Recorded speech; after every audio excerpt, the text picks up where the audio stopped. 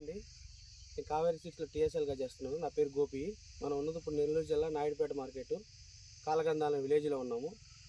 ఈ కాలగంద విలేజ్లో మా రైతు బలరాం గారు అనే రైతు మన కావేరీ సీడ్స్కి సంబంధించిన బెండ రకం శౌర్య అనే వెరైటీ వేశారు.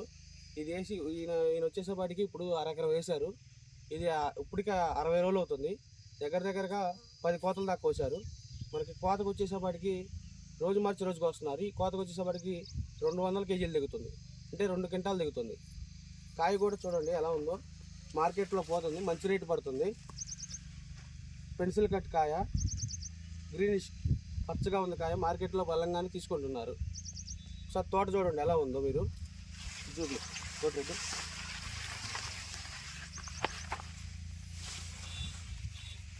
ఈ తోట గురించి మన బలరాం గారి మాటలో రెండు విషయాలు తెచ్చుకుందాం.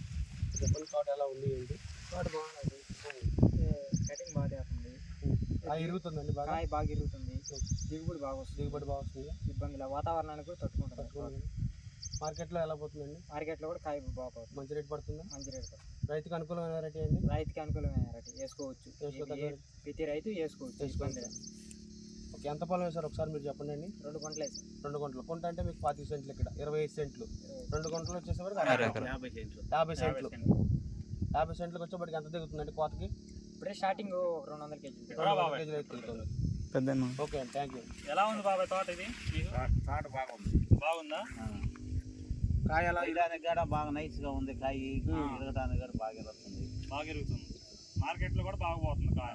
కలర్ బాగుంది. కలర్ కూడా బాగుంది కాయ. ఇది గోపి కాయలు చూపి గోపి. కలర్ బాగుంది.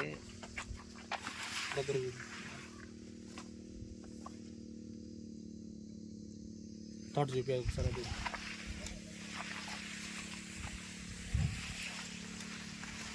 కావేరీ సీడ్స్ శౌర్య.